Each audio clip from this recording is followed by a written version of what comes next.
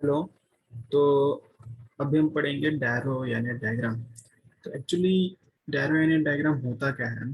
तो ये हमारे बॉडी में जो फ्लूइड्स होते हैं उनका प्रोफाइल हमको एक डायग्राम के द्वारा बताता है। तो फर्स्टली इसको सीखने से पहले हम कुछ टर्म्स देख लेते हैं। लाइक एक्चुअली हमारे बॉडी में दो तरह के ब्रॉडली फ्लूइड होते हैं। लाइक एक एग्जांपल कंसिडर कर लेते हैं कि ये एक टिश्यू है। तो एक टिश्यू में समझो बहुत सारे सेल्स होंगे, राइट। बहुत सारे सेल्स होंगे, फिर कुछ ब्लड वेसल्स भी होंगे,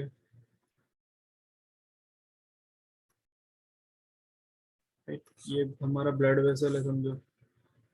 तो ये फ्लूइड कहाँ कहाँ प्रेजेंट होता है, राइट। तो अभी हम देखते हैं कि ये देखो, तो ब्लड में फ्लूइड प्रेजेंट होगा, उसको हम बोलते हैं लाइक ब्लड वेसल्स में फ्लूइड प्रेजेंट होगा, उसको हम ब्लड बोलते हैं। लाइक जो सेल्स में फ्लूइड प्रेजेंट होगा उसको हम बोलते हैं इंट्रासेलुलर फ्लूइड। एंड जो अभी अभी और कौन सी जगह बची टिश्यू में, तो ये जो सेल्स के बीच में ये सब जगह बच रही है, यहाँ पे जो फ्लूइड प्रेजेंट होगा उसको बोलते हैं हम इंटरस्टिशियल फ्लूइड। ओके। तो अभी हम लिखते हैं कि दो तरह के फ्लूइड होते हैं। एक इंट्रासेलुलर फ्लूइड जो कि ये सेल्स के अंदर होता है, और एक होता है एक्स्ट्रा सेलुलर फ्लूइड। तो ये एक्स्ट्रा सेलुलर फ्लूइड में दो पार्ट होते हैं। एक हमारा जो कि ब्लड में प्रेजेंट होगा, और एक हमारा इंटरस्टिशियल। तो डायरो एनोड डायग्राम क्या करता है, हमारा एक्स्ट्रा सेलुलर फ्लूइड और इंटरसेलुलर फ्लूइड को बस एक डायग्राम में दिखाता है हमें। ठीक है। और फिर कुछ कुछ कंडीशन में लाइक सलाइन इन्फ्यूजन में या फिर डायरिया में, तो हमारे बॉडी का जो फ्लूइड फ्लूइड है वो कैसे चेंज होते हैं वो बस हमें डायग्राम में दिखाता है। तो बहुत सिंपल है, उतना कुछ कॉम्प्लिकेटेड नहीं है, बस एक दो बार प्रैक्टिस करने से हो जाएगा। ठीक है। तो अभी मैं पहले आपको एक नॉर्मल डायरो एनोड डायग्राम दिखता कैसे है, उसके क्या कंपोनेंट्स है वो बता देता हूँ। ओके। तो नॉर्मल डायरो एनोड ये ऐसे रेक्टेंगल शेप का होता है अराउंड ऐसा। और ये हमारे एक्स एक्सिस पे वॉल्यूम इंडिकेट करते हैं हम, और ये वाई एक्सिस पे ऑस्मोलैरिटी। ठीक है। तो हमें अभी पता चला कि हमारे बॉडी में दो तरह के फ्लूइड्स होते हैं, एक्स्ट्रासेलुलर फ्लूइड और इंट्रासेलुलर फ्लूइड। ओके। तो इंट्रासेलुलर फ्लूइड हमारे बॉडी में सबसे ज्यादा होता है, around two third of our body, two third of the fluid content in our body is intracellular fluid. और जो एक्स्ट्रासेलुलर फ्लूइड है इट इज वन थर्ड। ठीक है। तो ये हो गया हमारा नॉर्मल डायरो एनोड डायग्राम। तो अभी ये डायरो एनोड डायग्राम कैसे चेंज होगा कुछ कंडीशंस में, तो मेजरली चार कंडीशन हम पढ़ेंगे। तो सबसे पहले पढ़ते हैं सलाइन इन्फ्यूजन। ओके। तो सलाइन इन्फ्यूजन में हमारे बॉडी के जो ये मेजर फ्लूइड्स है एक्स्ट्रासेलुलर इंट्रासेलुलर में क्या चेंज आएगा। तो सलाइन हम किस में इन्फ्यूज करते हैं, लाइक ब्लड में इन्फ्यूज करते हैं, राइट। तो ब्लड कौन से कंपोनेंट में आता है, हमारे एक्स्ट्रासेलुलर फ्लूइड में। इसलिए तो फ्लूइड बढ़ेगा ऑफ कोर्स, पर कौन सा फ्लूइड बढ़ेगा, एक्स्ट्रासेलुलर फ्लूइड बढ़ेगा। तो अभी एक्स्ट्रासेलुलर फ्लूइड का वॉल्यूम तो बढ़ेगा, हमें वो तो पता चल गया, पर ऑस्मोलैरिटी में कोई डिफरेंस आएगा क्या अगर हम सलाइन इन्फ्यूज करेंगे तो एक्चुअली सलाइन जो होता है वो हमारे ब्लड के जो ऑस्मोलैरिटी है उससे आइसोटोनिक होता है।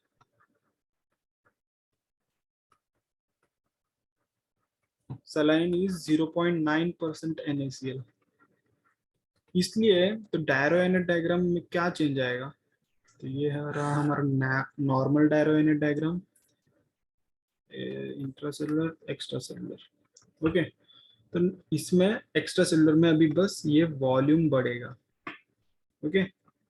बस वॉल्यूम बढ़ेगा क्योंकि हम आइसोटोनिक फ्लूइड ऐड कर रहे हैं, तो ऑस्मोलैरिटी में कोई चेंज नहीं आएगा और सिर्फ वॉल्यूम बढ़ेगा। ओके। तो ये एक कंडीशन हो गया जो कि बहुत सिंपल है। और नेक्स्ट कंडीशन भी बहुत सिंपल है। तो नेक्स्ट इज डायरिया। ओके। तो अभी हम मान लेते हैं कि किसी पर्सन को डायरिया हो गया, उसको वीकनेस होती है, उसके बॉडी में फ्लूइड कंटेंट कम हो जाता है, तो फिर वो क्यों कम होता है और कौन सा फ्लूइड कंटेंट कम हो जाता है। तो एक्चुअली डायरिया कुछ नहीं है, नॉर्मली हमारा isotonic fluid is lost. Isotonic मतलब क्या, 0.9% NaCl, राइट। तो आइसोटोनिक फ्लूइड लॉस होगा तो ऑस्मोलरिटी में कोई चेंज नहीं होगा, पर कौन से कंपार्टमेंट, एक्स्ट्रासेलुलर फ्लूइड में चेंज होगा या इंट्रासेलुलर फ्लूइड में चेंज होगा? ऑफ कोर्स, तो डायरिया है तो एक्स्ट्रासेलुलर फ्लूइड हमारा में ही चेंज होगा। तो ये रहा हमारा नॉर्मल डायरोयानिक डायग्राम, ये हमारा एक्स इंट्रासेलुलर एक्स्ट्रासेलुलर। तो नॉर्मली सैलाइन इन्फ्यूजन में क्या था कि ये जो वॉल्यूम था वो बढ़ रहा था एक्स्ट्रासेलुलर फ्लूइड का, पर अभी डायरिया में कम हो रहा है, पर ऑस्मोलैरिटी में कुछ फर्क नहीं आएगा क्योंकि आइसोटोनिक फ्लूइड ही लॉस हो रहा है। ओके, तो नेक्स्ट कंडीशन है हमारी, अभी ये नेक्स्ट दो जो कंडीशन है वो थोड़े इंपॉर्टेंट है, वो बहुत बार पूछे जा चुके हैं एग्जाम्स में। ओके, तो हम यहाँ पे साइड बाय साइड लेते हैं उनको। ओके, तो थर्ड जो कंडीशन है वो है हाइपरटेंशन, एंड फोर्थ कंडीशन है SIADH। तो मैं आपको बस पहले ये दोनों भी जो ये है उनका मीनिंग बता देता हूँ। हाइपरटेंशन मतलब क्या होता है कि हम जब ज़्यादा NaCl इनटेक होता है तो हमारा ब्लड वॉल्यूम इंक्रीज हो जाता है, और due to increase in blood volume, okay, तो ब्लड वॉल्यूम इंक्रीज होगा, बस इतना याद रखो कि ज़्यादा NaCl के इनटेक से हाइपरटेंशन होता है। तो अभी ये हमारा नॉर्मल डायरोयानिक डायग्राम है। ओके, तो ये चेंज कहाँ पे आएगा? अगर हम बहुत ज्यादा सोडियम ले लेंगे तो एक्स्ट्रा सेलुलर फ्लूइड में ऑफ कोर्स, अगर बहुत ज्यादा सोडियम ले लेंगे तो उसकी ऑस्मोलैरिटी बढ़ेगी, राइट। उसकी ऑस्मोलैरिटी तो ये बढ़ जाएगी, like see how can we denote.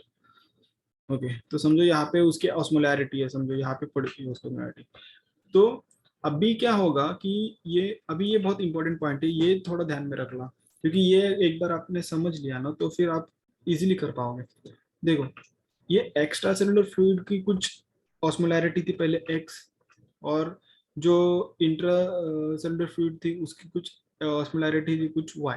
Okay, तो पहले क्या था, दोनों भी जो फ्लूइड थे वो आइसोटोनिक थे एक दूसरे के इसमें, इसलिए यहाँ से वहाँ फ्लूइड का शिफ्ट नहीं हो रहा था। पर अभी क्या हुआ है, क्योंकि एक पेशेंट ने बहुत ज्यादा NaCl ले रहा है वो अपनी लाइफ में, तो एक्स्ट्रा सेलुलर फ्लूइड में बहुत सारा NaCl आ गया अभी।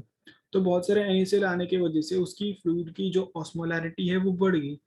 तो अभी ये इंट्रासेलुलर फ्लूइड है उसके कंपेयर्ड में ये एक्स्ट्रासेलुलर फ्लूइड की ऑस्मोलैरिटी बढ़ गई, इसलिए फिर अभी ये इंट्रासेलुलर फ्लूइड से यहाँ पे वाटर चला जाएगा। ओके, तो वाटर चला जाएगा तो ऑफ कोर्स फिर इसकी वॉल्यूम बढ़ेगा, और ऑस्मोलैरिटी तो बढ़ी है। ठीक है, तो ये देखो एक्स्ट्रासेलुलर फ्लूइड का वॉल्यूम बढ़ा एज वेल एज ऑस्मोलैरिटी बढ़ गई। ठीक है, पर इंट्रासेलुलर फ्लूइड में क्या हुआ, उसका वॉल्यूम कम हुआ, तो ऑस्मोलैरिटी पे क्या फर्क आएगा? बिकॉज पहले कुछ सोल्यूशन था जिसमें सॉल्वेंट और सोल्यूट था, राइट।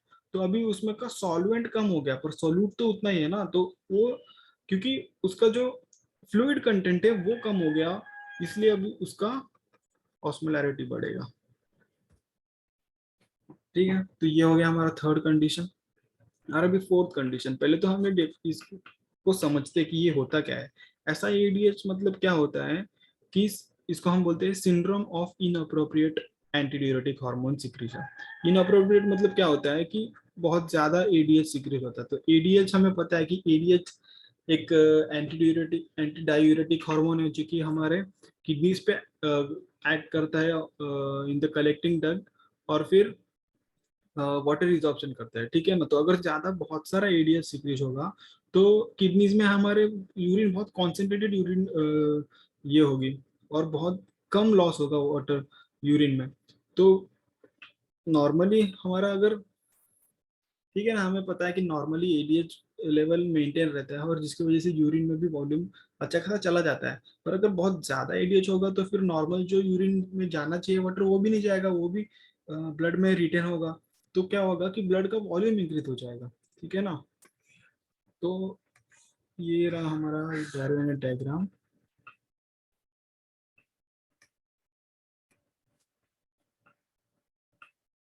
तो क्या है, देखो अभी हमारा ब्लड का वॉल्यूम इंक्रीज हो गया, क्योंकि वाटर रिटेंशन से। पर क्योंकि अभी वॉल्यूम इंक्रीज हो गया, पर सॉल्यूट क्या बोलते हैं, सॉल्यूट तो उतने ही है एक सोल्यूशन में, बस सॉल्वेंट इंक्रीज हो गया, इसलिए ऑस्मोलैरिटी कम हो जाएगा अभी। ओके, तो अभी ऑस्मोलैरिटी कम हो गया। तो देखो हमने यहाँ पे भी बताया था कि समझो इसका कुछ ऑस्मोलैरिटी है y, इसका ऑस्मोलैरिटी है x। तो हाइपरटेंशन के कंडीशन में क्या हुआ था सॉरी, हाइपरटेंशन के कंडीशन में क्या हुआ था, ECF का ऑस्मोलैरिटी बढ़ गया था इन कंपेयर टू ICF। पर अभी यहाँ पे क्या हुआ है, ICF का ऑस्मोलैरिटी बढ़ गया इन कंपेयर टू ECF, इसलिए अभी वाटर यहाँ से यहाँ जाएगा, ठीक है ना। तो अभी यहाँ से यहाँ वाटर जाएगा, तो इसका भी वॉल्यूम बढ़ जाएगा, और इसका वॉल्यूम बढ़ेगा तो इसका भी ऑस्मोलैरिटी कम हो जाएगा। तो ये था हमारा डायरोहेनेट डायग्राम और उसके 4 कंडीशन। इजी है, बस आप एक बार उसको एक बार प्रैक्टिस कर लो, नोटबुक में बना के देखो, और एक बार खुद को ही समझा के देखो। इजी है, बस एक दो बार प्रैक्टिस करोगे तो इजी हो जाएगा। और एक्चुअली ये जो हाइपरटेंशन और ऐसा ADHD है, इस पे फ्रीक्वेंटली क्वेश्चन आते रहते हैं। ओके, अगर आपको अच्छा लगा तो प्लीज सब्सक्राइब करें चैनल को, एंड कुछ डाउट हो तो कमेंट सेक्शन में पूछ लिया। Thank you.